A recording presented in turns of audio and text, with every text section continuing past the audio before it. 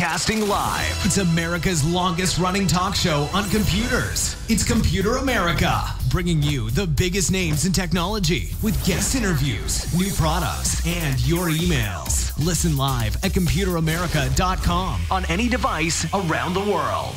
Email the show at live@computeramerica.com or find us on social media. Be sure to check out our website for contests, giveaways, show notes, live video stream, podcasts, and more. You're listening to Computer America. Hello and welcome into the Computer America Show. We are the nation's longest running, nationally syndicated radio talk show on computers and technology. I'm your host, Ben Crossman, and I hope all of you are having a great day. As we get things started here, we have a great guest and a service that, we've talked about before in the past, but I feel not as much as we probably should have, especially with all the news of, businesses and individuals being compromised. Well, VPN and VPN services are very important in today's landscape, and in some places even controversial. We're going to talk about that. And yeah, we'll talk about, one particular service where is joining us today, ExpressVPN. You can check them out, expressvpn.com. But here in a moment, we will be talking with the vice president of the company, Mr. Harold Lee, and we talk all about VPNs, what they do, why you need them, and how they could probably help quite a few people in the, in the news.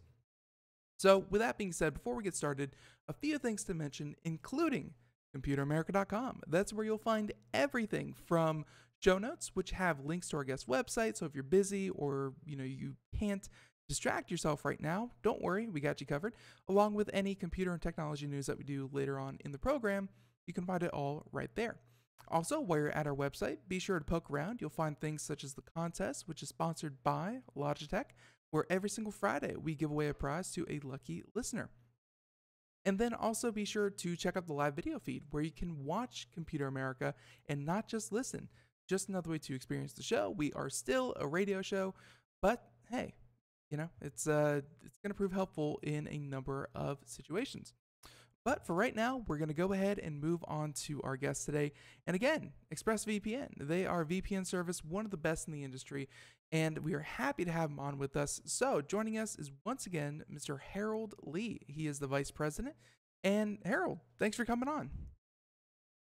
Thank you, Ben. Good to be here.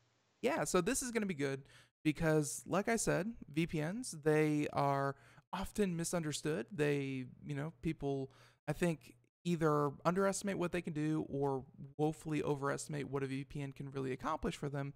And I think a lot of people also just don't plainly know what a VPN does and why they might need one. So before we get started about what VPN is and all that good stuff, why don't we talk about your background and the background of ExpressVPN?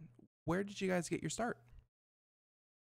Sure. Well, ExpressVPN has been around for about 8 years now. And I think over this span of time, we've really seen demand for consumer VPNs grow exponentially. And we're now one of the largest consumer VPN providers out there. But I think we're just getting started. There's so much work to do, like you were saying, on educating consumers, on setting a higher standard for VPN privacy and security, and constantly staying ahead of everyone, governments, businesses who are trying to encroach on our digital rights.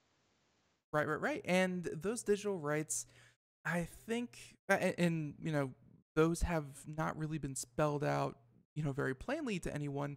But I think when you start to lose some of your digital rights, the right to be anonymous, the right to, get any content that is within reasonable limits, when you start losing some of those rights, you feel, very compromised on what with your internet usage and whatnot. So why don't we go ahead and get started with a quick overview of what a VPN exactly is and what are some of the primary uses for a VPN? Sure. So I guess simply put, a VPN provides a secure tunnel for all of your traffic online. So whether it's you're visiting websites, you're downloading stuff, you're visiting different services, streaming video, all of your traffic is going through a VPN tunnel instead of going through your standard internet connection.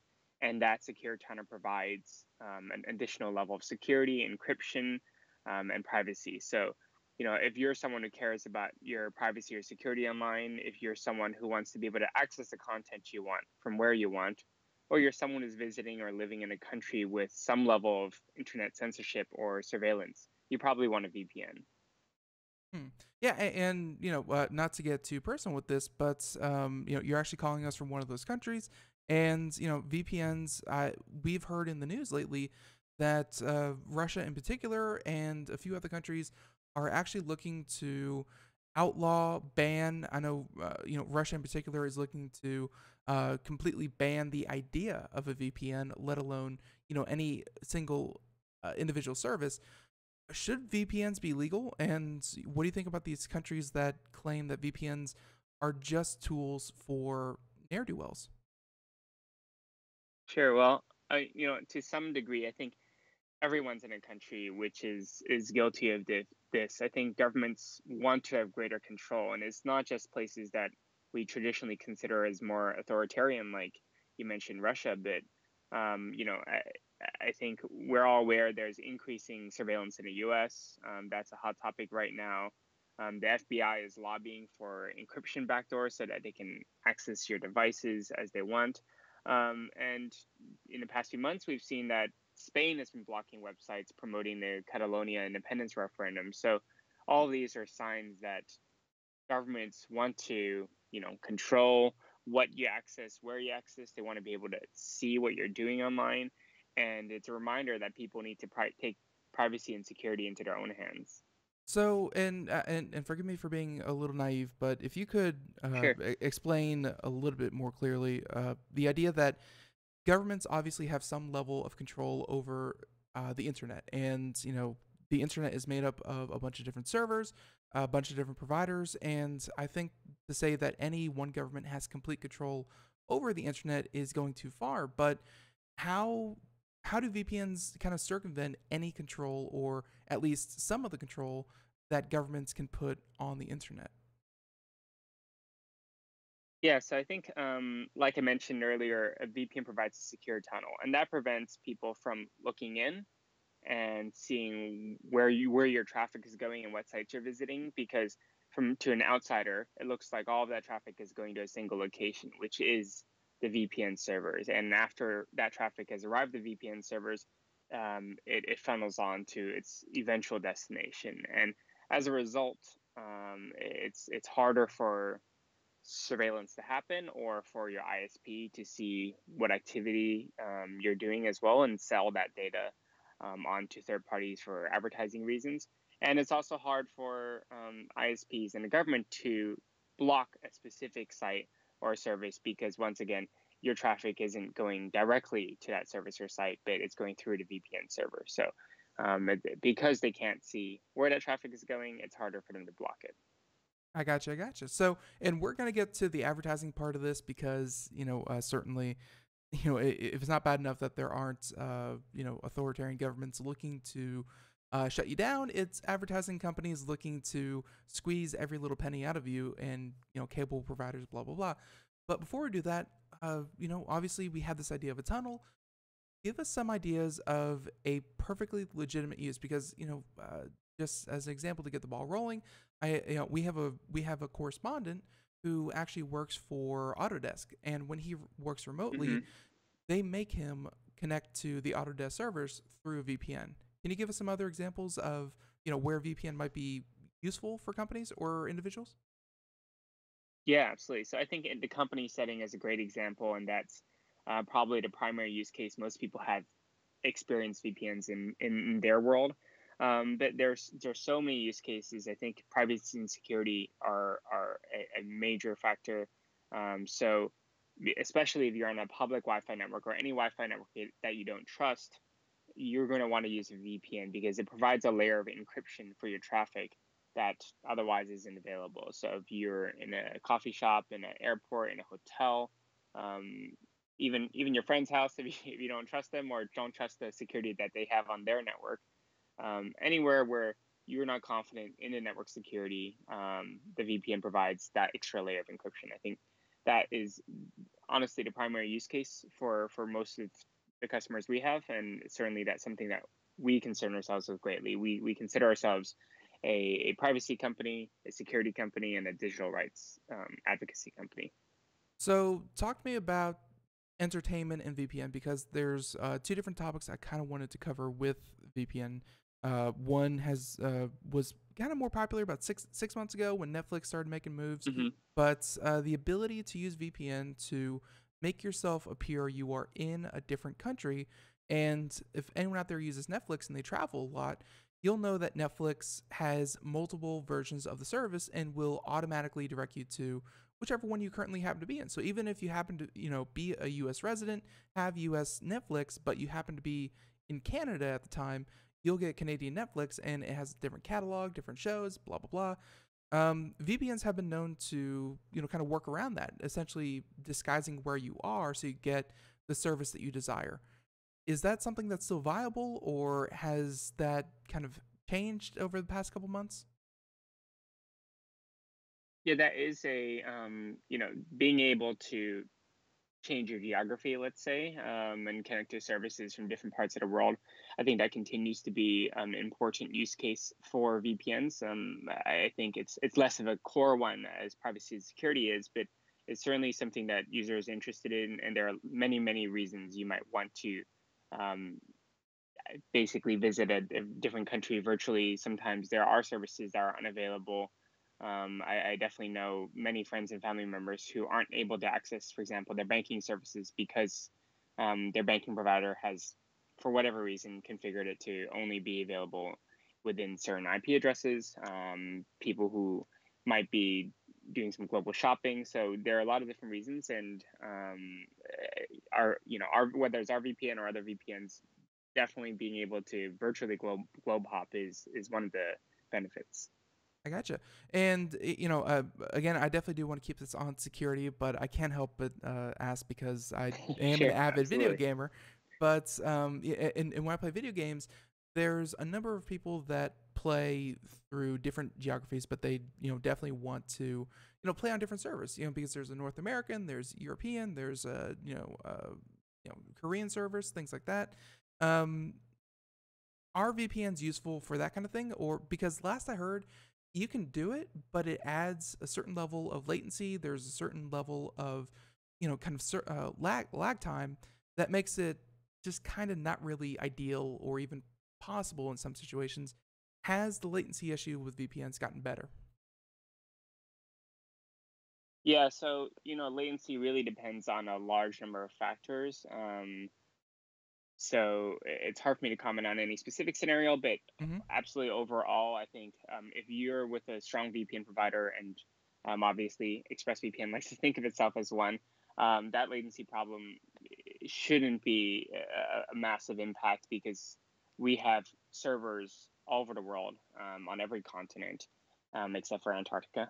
And having a server close by, having that server have the infrastructure necessary to provide you with a strong connection, those are all factors that help improve questions like latency. Of course, when you're adding extra routing to your traffic, it's always possible that there is some latency impact. So, I'm not a gamer myself, so I Right. don't know specifically, what that magic number people are looking for is. But definitely, we do see people who are using the VPN for gaming.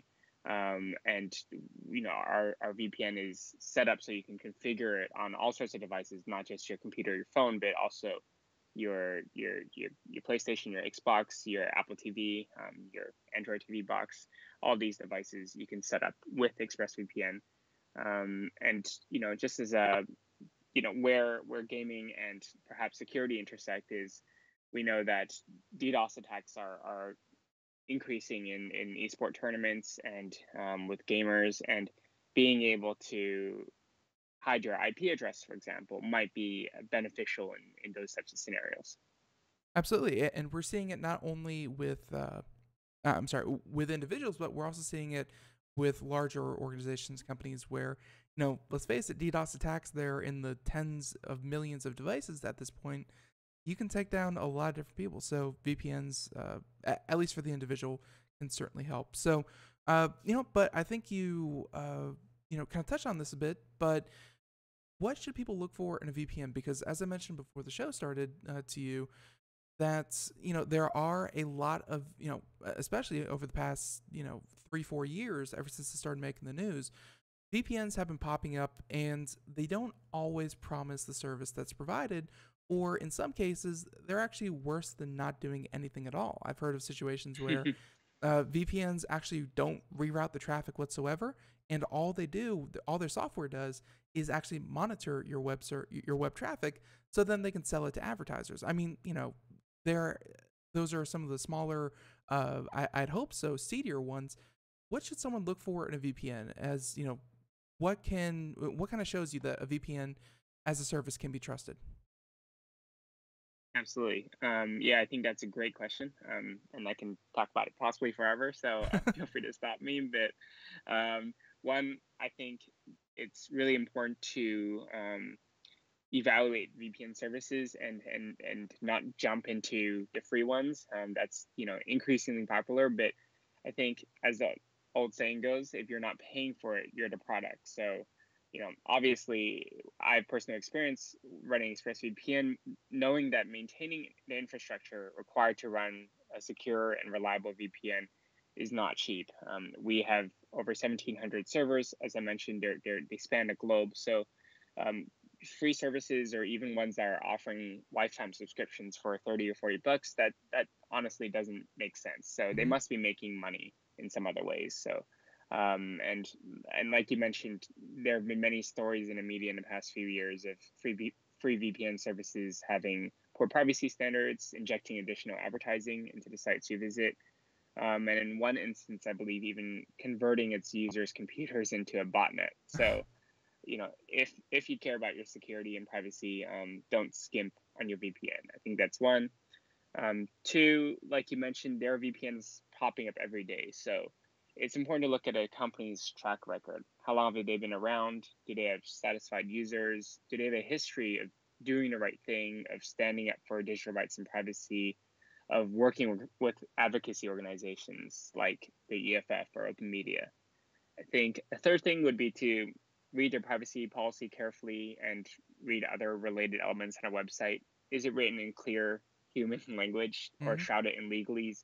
Do they explain what data that they're collecting or not collecting, and their processes? I think it becomes readily apparent once you start reading these materials that whether a company is shady or not, whether they are explaining things to you as a user and trusting that you can understand it versus trying to cover it all up in marketing gloss. And maybe the fourth thing, and the final thing I'll leave with today is trying out their customer service. So I think a reputable, strong VPN provider has a solid customer service network in place, because a VPN that doesn't work when you need to connect isn't much better than not having one at all. So, I always give the example of, if you're traveling to a country where your Gmail is censored and blocked, you certainly don't want to be waiting 6 hours a day for a response, or even longer, and that's very common for some of the less reputable VPN providers. So, you know, we have, for example, 24/7 live chat. You can get a response in seconds, and I think that's very important when you're relying on a service to keep you connected all the time. I gotcha. So, and I may have also kind of missed the point of that particular question here, but feel free to either correct or expand on anything I'm about to say. Sure. But when you say what should people look for in a VPN, I think another part of that question can also be what makes a VPN stand out from others. And from what I'm kind of gathering from you, you seem to pride yourself on the amount of different servers that you can connect to, route through, keep yourself protected, because there are some services out there that have like 7 servers, and those are woefully congested, depending on the time of day and the amount of traffic. um so and I'll let you continue, but what should a person look for when shopping around for a VPN? That's a good question. So I think number one, looking at their encryption and security standards. So you should be able to see what standard that they're using, what procedures that they're using to make sure that your web traffic is secure and safe. So for example, we're using 256-bit AES, and our certificate key size is 4096 bits. So those are some of the numbers that you can be looking out for example, for a security point of view. And there's a lot more detail there that I think perhaps not everyone will be able to understand immediately. But if you visit expressvpn.com, we try to explain every aspect of it in clear detail. So when I say something like perfect for security, perfect for secrecy, that will take me a while to explain here on a show, but Right. I think that's just an example of something where the VPN providers who are thoughtful about the encryption they provide and how they provide it have these processes and technologies in place. I think your point regarding servers is valuable, thinking about how many locations a VPN provider has. Does it have the country you want to connect to, and does it have a sufficient number of servers? I think looking at a raw number gives you a general sense. I don't think it may not be super useful. So if one server says 1,500 servers and another one has 1,700, that's not kind of like a magical number you should base your decision on. But Right. It's certainly an indicator of the scale of the service. So obviously 10 and 1,700 might be a big difference. And then again, I'm sorry to kind of push you forward here a bit, but No worries. why is customer support such a big deal for you? Because I think a lot of people, customer support is usually handled through tickets and emails, and never a live person. You seem to really pride yourself on customer service. Why was that such a big deal to you? Absolutely. Well, like I said, when you can't get connected, you certainly don't want to be waiting hours or days, and I think that makes a tremendous difference. And I think the second point I would point out is if you're not using your VPN, it doesn't matter whether or not you have it. It doesn't matter how great the security or privacy or obfuscation techniques are, because you're not using it. So we're doing whatever we can to make sure that users are connected. They're connected securely and reliably and quickly whenever they can. So we want to have the support infrastructure in place to make it possible. We want to make it as easy as possible and accessible as possible. So that to us means having a lot of support content on our website. So if you visit our website now, you'll be able to see walkthrough guides for virtually any platform, routers, major operating systems, and the TV set devices that I mentioned before. And also 24/7 live chat available to you, whether you're a paying customer currently or you're simply considering the service. So that's definitely something to check out. Right. So let's get into the fun stuff. And Sure. you mentioned that encryption is certainly a good thing, but just recently, about a month or two ago, time flies. But there was something called the crack attack. And folks, if you weren't listening, a quick overview. As I remember it, it was a flaw in the WPA2 the WPA2 security standard, and that is used by essentially every modern device out there, be it a smartphone, be it a smart TV, computer, blah blah blah.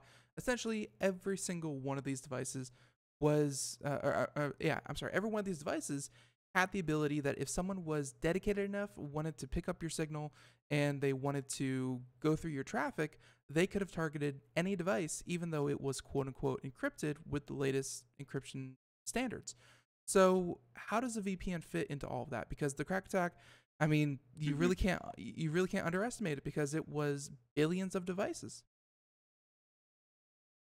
Right, absolutely. I mean, crack basically broke the encryption of virtually all Wi-Fi networks, and so what that meant was connecting to what you thought was a protected Wi-Fi network.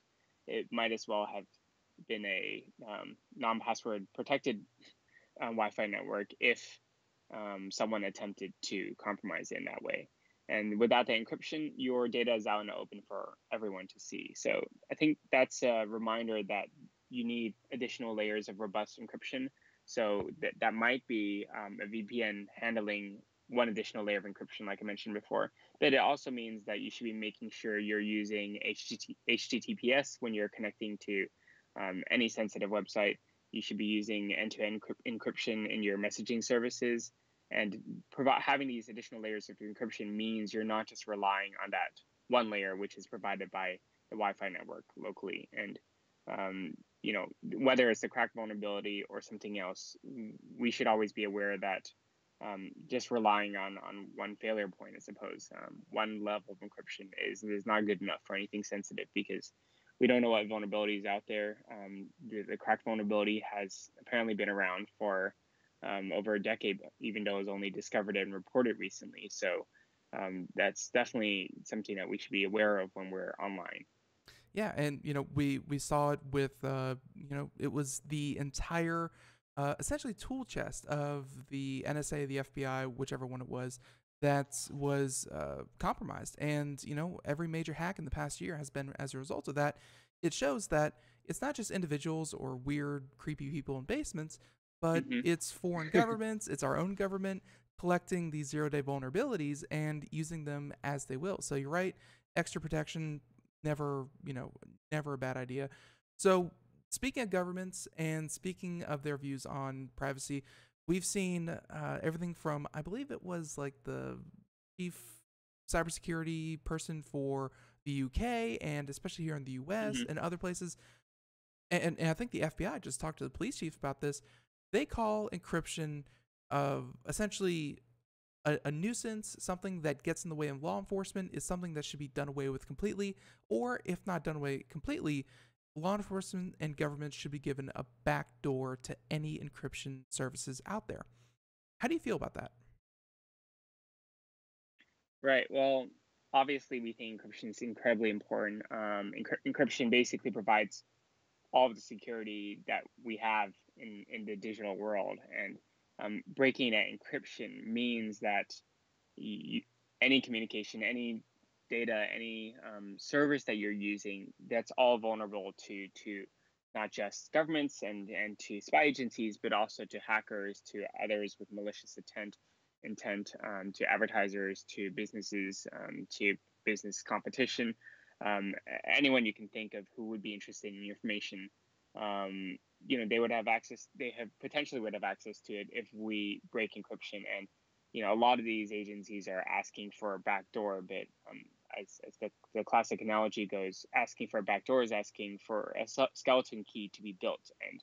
And while spy agencies claim that only they're going to use it and they're only going to use it when it's appropriate, one, we don't know when they're going to use it, and we don't know they're going to use it appropriately. And two, as you just mentioned, they've shown that they can't hold on to all of their tools in their tool set, because that's leaking out. And once it leaks out, there's no going back. A backdoor can't be easily sealed up, and what happens is that encryption as we know it breaks. So I think keeping in mind that encryption, again, is responsible for securing any piece of information online and off.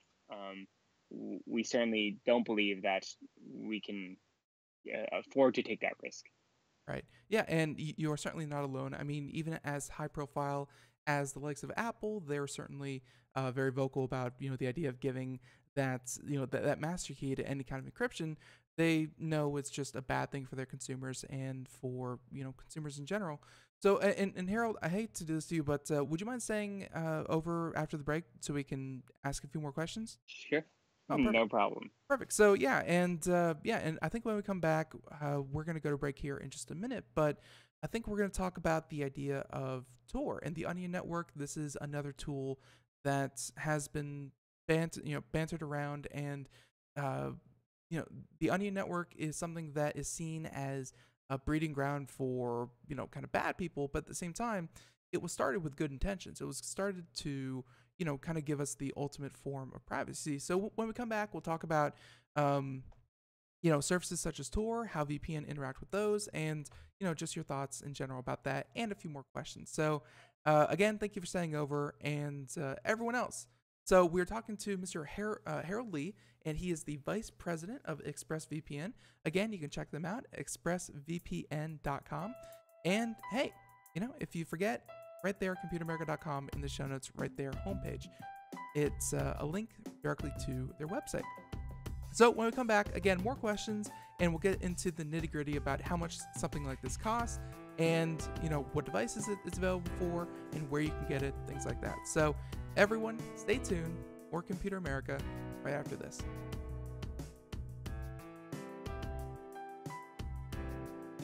We are all Brother Wolf. 10 years ago, a group of locals banded together to create positive change. We took animals into our homes, held adoption events at local retailers, and talked to the community about our mission to help build a no-kill Asheville. A decade later, we have achieved so many victories for animals in need. There's been so much progress, yet there's still so much to do. As part of our year-long celebration, we encourage you to become a member of our special Compassionate Circle program. With a monthly donation of $10 or more, you will have behind-the-scenes access to the work we are doing at Brother Wolf. Our goal is to reach 1,000 members because we receive no government funding. Working together, we can help build and sustain no-kill communities. Learn more at compassionatecircle.bwar.org. We are a 501c3 tax-deductible organization.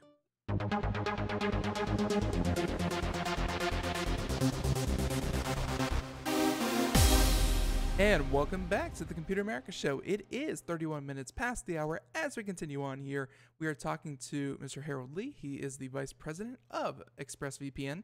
And, he seems very knowledgeable, of course, about his product, but also, hey, security in general. And that's, great interview. If you miss any part of this, by the way, feel free to head on over to our website or check out the podcast on iTunes, Google Play, iHeartRadio, SoundCloud, hey, wherever great podcasts are heard. But in the meantime, Harold, thank you for continuing on with us. And again, just to reintroduce the topic, Tor, the Onion Network, I don't think that there's any service out there that has promised more for privacy than that network. But, every other day we hear about the boogeyman that is, the deep web, the dark web, the dark net, what have you. What do you think about these services, and can VPNs play a role in using them well? Sure, yeah. Well, I think the key aspect to think about is that Tor is a privacy tool, and how people use privacy tools, they might use them for many different things, but I think it's a question fundamentally about our right to privacy, our right to free speech, our right to free expression and association. And those are all really core issues to us, and I think to the internet in general. And we shouldn't tar any service or a tool or approach with a black brush simply because some less reputable parts of the internet might be using it. So I think that's important to remember. Now, Tor specifically is a great tool for privacy. And we're actually one of the few VPN providers to have a .onion service, which is a hidden service within the Tor network that lets people access the service without leaving the Tor network. But I think it's important to remember that Tor doesn't replace a VPN. It only anonymizes your browsing and a few other select services, whereas if you wanted to protect all your traffic, you would need to channel that through a VPN. So, other applications on your computer, media streaming devices outside of your computer, those things need to go through a VPN, and Tor currently doesn't support every aspect of that. Right. Yeah, and I'm completely along with you, where Tor and a VPN and any of these services, as much as I think some try to make it out to be this awful, horrible thing, they're tools. They're tools that can be used in many different ways. And the minute you start limiting the way that tools can be used, well, you start compromising, their integrity. So, very, very valid point. And I'm glad that you don't just, kind of write off the idea of the Onion Network and Tor just right off the bat, and you actually support them. So with that said, like I said, you seem to be very knowledgeable on security. I think that if just basic security tips could have been followed, a lot of these news reports that we've been hearing about, Equifax and Best Buy, Target, Sonic, large corporations and individuals, basic security should trump any kind of tool that you can buy. So what are your security tips for individuals? And again, I'm just going to go out there and say, I assume getting a VPN is somewhere on the list, but what other ones are on there? So other than getting VPN, especially when you're connecting to any public networks, I think my top 3 tips are things that everyone's heard before, but maybe not implemented properly. So it's always worth reminding people to, one, use strong passwords. Obviously, don't just make them complex, make them long as well.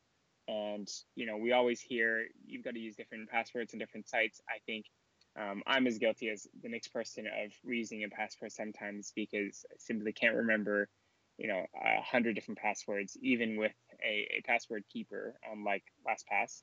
But at least do this for your really important logins, like your email addresses or your financial accounts. Make sure that they have different passwords and those passwords are really strong. I think 2, enable two-factor authentication. To provide that extra layer of security on top of your password. And I'm whenever possible, uh, don't use SMS for two-factor authentication. Sorry, go ahead, Ben. Right, yeah, and I just want to stop you there because I just had a run-in with two-factor authentication, and my Hmm. goodness, I guess I failed because no better security can be said of an organization where I forgot my password. I tried to reset it, Hmm. but there was a weird two-factor authentication problem where there's an app called Authy. I'm not really sure how popular it is, but essentially it sends a code to Authy, and you then plug it into your web browser. For some reason, my phone and my web browser got desynced, and I wasn't getting the proper codes for my service. And I had to pass like 15 minutes of "Are you a robot?" test, failed for 15 minutes until I finally succeeded, and still couldn't get into my account. Like two-factor authentication, sometimes it can be a pain in the butt. Sometimes it's life-saving. I mean, I know that my Instagram account was taken over by Russians. That was interesting for a little while. But no, I just want to make a point that two-factor authentication, while yes, sometimes it can prove to be a headache, in others it's crucial. Yes, absolutely. And I think that's a good reminder that when we do set up two-factor authentication, to make sure that we've checked all the other security and authentication settings in our accounts. So, Mm-hmm. there might be an option to be called on your phone, for example, and to get access to your account, or that you have a secondary email address. So you need to make sure all these other things are in place so that if one fails for whatever reason, you lose the phone that has the app that's set up to do two-factor authentication, for example. You're still able to get into your services. Yeah. So yeah, absolutely. So and then I think the third thing is simple, but again, I think everyone's a little bit guilty of not doing it, which is keeping your software up to date. So you mentioned Equifax. That's a classic and embarrassing example of a simple software patch that they did not apply properly. And I think Crack, which we talked about earlier, is a great example. It's been patched for most operating systems now, but I'm sure there are millions who are still vulnerable because they haven't updated their software yet. So make sure that your software is up to date, and turn on automatic updates if you don't, if that's easier for you. Right, yeah, and that is one that I think corporations, larger businesses, that is the one that they're guilty of, and that's why we hear about these that you just mentioned. There's another one that was the National Health Services in the UK. Same problem. They were running Windows XP, and ransomware infected their network, shut the whole place down for a couple Hmm. days. Blah blah blah. We all know the story.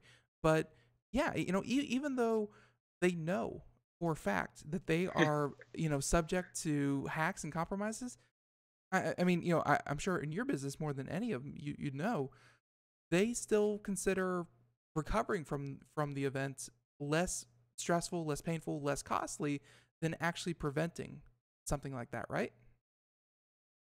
Sure, I think there's a lot of inertia in organizations. I think there's an inability to properly forecast what the potential cost could be, as opposed to the current cost of trying to deploy a new update or a new system internally. And I think over time, because of this pain that companies do feel after they've been breached, there will be a bit more pressure and a little bit more incentive for them to improve their security standards. But I also think that we all have to apply a little bit of pressure to ensure that companies are doing right by us, and also that they're not collecting an unnecessary amount of data, because you know I think there's a maxim that we use in the security industry, which is if you can't protect it, don't collect it. And there are a lot of organizations that have too much of your data sitting around on the servers and publicly linked servers. And once those are breached, people have access to information that is potentially compromising for you.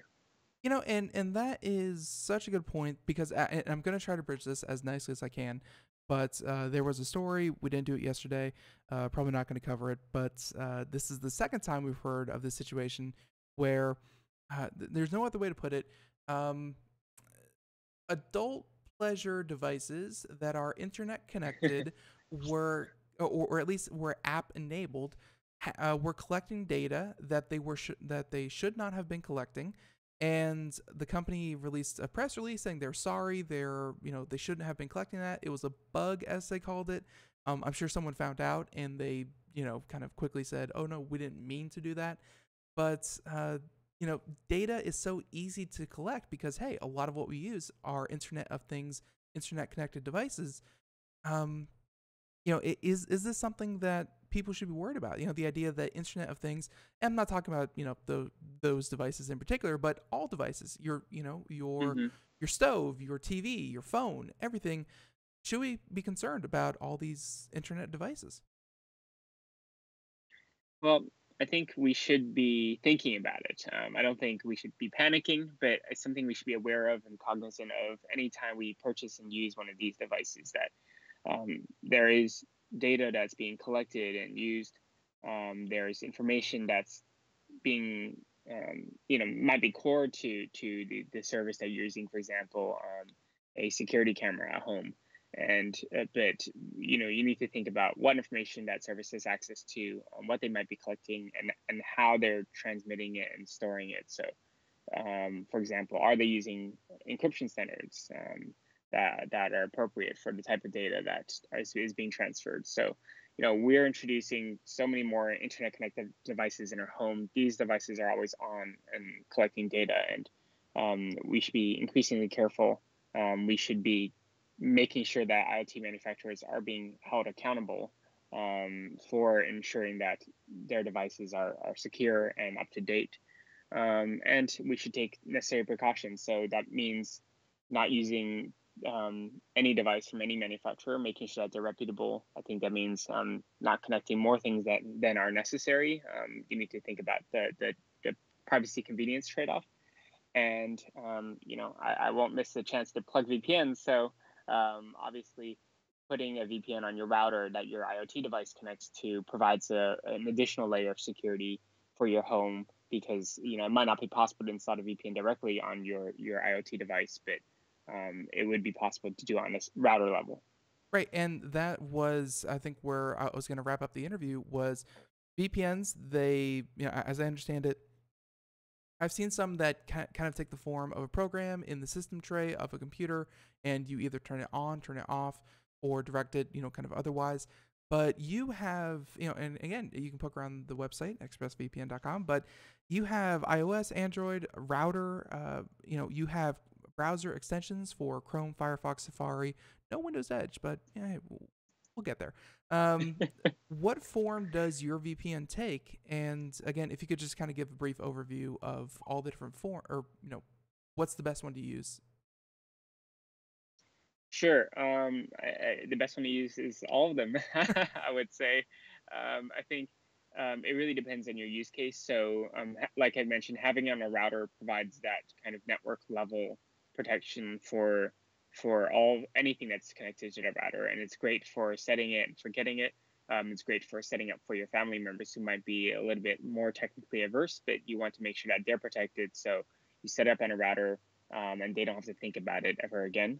But I think if you do care about your privacy and security, having it on the client side, having it on your Windows, Mac, Linux, iOS, Android device, we've got apps for all those platforms, and that is important because it provides that encryption directly from the client. Even traffic between your device and the router is protected, and that's important in situations like crack. And it's important when you're outside of a network that you trust, such as your home network or your office network. So, those are all platforms that we have apps for. Like you mentioned, we also have extensions for browsers, and we also have ways to set up your media streaming devices for a VPN. So that could be your PlayStation, your Xbox, your Apple TV, your Amazon Fire TV. All these devices, we think that if it's a device that our users are using, we should be able to provide a solution for it, because privacy and security and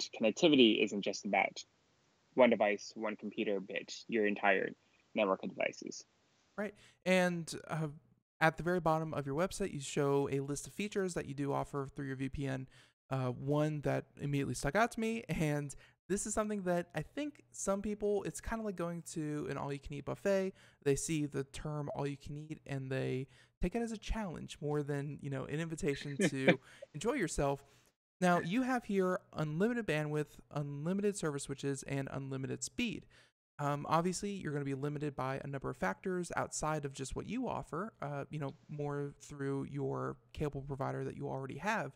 But when you say unlimited bandwidth, I've seen other services that kind of cap you off at X amount of terabytes or, X amount of gigabytes. Can you go into more detail about unlimited speed and unlimited bandwidth? Sure. We do mean that. I think, we have no intention of capping off users who are using a service for any reason. Obviously, if someone is, doing something abusive and clearly not using the VPN for, a legitimate purpose, then there might be a reason for us to contact a user and express concern about that. But generally speaking, yeah, we do mean unlimited. And we, because we're a privacy and security focused service, we don't see what type of traffic goes through for a user. Right. So we're not in a business of policing that. So it sounds like this, I say that it can cause problems. From the sounds of it, it has not to date caused problems in your 8 years of operating. Nope. Yeah, we've got great users. What can I say? Awesome. So yeah, and again, you can check out more features there. And Harold, I'm going to let you have the last word. If people want to find out more. Also, did we kind of miss anything about your product? Sure. Yeah. Well, as you mentioned, Ben, we can find out more on expressvpn.com. You can search for ExpressVPN on Twitter or Facebook. You'll be able to find us there, and shoot us any questions. We're very happy to answer them. And I think the last thing I would say is, you asked earlier about how do we evaluate a VPN service. I think the best way to do it is to try it out. So if you use ExpressVPN, you can get a full refund, no questions asked, within 30 days. So I think it's definitely something that we're very happy to fulfill and guarantee. And so do check out the service. And if not ours, then I would say, any VPN is better than no VPN. Well, maybe not the shady free ones, but if for whatever reason someone doesn't want to use ExpressVPN, I do encourage them just to look at VPNs in general and make sure that they're protecting their privacy and security when they're online. And I'm sure you can attest to this as much as anyone, but you've been in business for 8 years. Over those 8 years, the need for VPN has only grown. And I think looking forward in the next 8 years, 10 years, I don't really see that changing, right? Absolutely. And I think people are really waking up to the kind of threats that they have to security, to their privacy, to their, overall privacy online. And I think, one great example was Congress rolled back protections that prevented ISPs from selling your data to third parties. And that was, I think, late March this year. And subscriptions to ExpressVPN in the US jumped up, over 200% year on year. And demand is going to keep rising because of trends like that. Right. Yeah. There's definitely a lot out to to monitor what you do on the internet, and not always for the best of reasons. So hey, that's where VPNs come in, and that's where Harold Lee, of course, you have come on the show, and thank you for all the valuable information. Thank you for telling us about ExpressVPN. And yeah, Harold, looking forward to having you back on, in a little while, see where VPNs are in general. And again, thanks for coming on the show. Thank you, Ben. All right, have a great day, or I should say, have a good night, I guess, over there. Have a good one. Thank you so much. Thank you. All right, bye-bye. All right, everyone, and there he goes. So Harold Lee, again, you could find more ExpressVPN. Definitely check it out. And he's right. If not ExpressVPN, check out any VPN. Just recently, well, actually, just past couple months, private internet access was also planned to be on the show. Unfortunately, they had to reschedule. But this idea that you can kind of go into the internet and just assume everything is going to be okay. You can do that, but at the same time, just know whatever it is you're doing is certainly being monitored, if not by advertisers, then by, hey, someone out there. So there you have it. And again, you can check that in the show notes, computeramerica.com. Now, we have 10 minutes, only enough time to get to like 1, 2, maybe 3 stories. Let's get to some of the highlights I really wanted to get to today.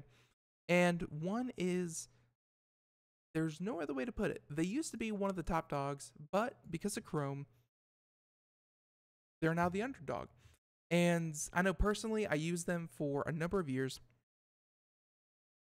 Before Chrome and a couple of years into Chrome, they were, the one to beat. Firefox was the best browser on the market. But they had some security issues. They had some usability issues a couple years ago. And I've heard a lot of people switch somewhere in the 2011, 2012 timeframe. Well, this may be something to really sit up and take notice of. And Firefox Quantum Edition, which is a much more PR and marketing friendly way of saying, hey folks, Firefox 57 was released today.